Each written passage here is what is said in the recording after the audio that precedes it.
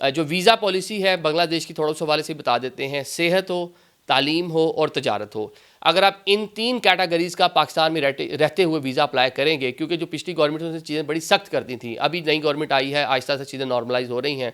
तो जनाब आपको एक तो वहाँ से स्पॉन्सर लेटर चाहिए होता था, वीज़ा आपको मिल जाता था फिर भी, लेकिन स्पॉन्सर लेटर आपको चाहिए होता था। स्पॉन्सर लेटर के साथ आपको जनाब जी कुछ और भी बहुत सी चीज़ें, मतलब सिक्योरिटी चेक और इस तरह की सारी चीज़ें, वहाँ से ढाका से क्लियरेंस होकर स्टिकर आता था आपको और फिर आपके पासपोर्ट पर लगता था।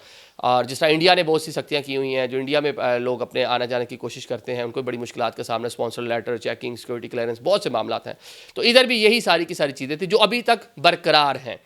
उम्मीद ये की जा रही है, जो पाकिस्तान में लोग हैं, जो ताजिर कम्युनिटी है, वहाँ पे टेक्सटाइल इंडस्ट्री बहुत बड़ी है, वहाँ पे आपकी जो है कॉटन की पैदावार, पटसन की पैदावार, वहाँ पे मतलब एक बड़ा मुल्क है, बड़ी पॉपुलेशन है। ऑल दोनों ने पॉपुलेशन पे तो हमसे ज़्यादा कंट्रोल कर लिया, हम तो उनकी ज़्यादा थी, हम कम थे, फिर भी हम आगे निकल गए, अलग से बहस है। तो जनाब बताया ये जा रहा है कि दोनों ममालिक के जो ताल्लुकात हैं वो बेहतर हुए हैं।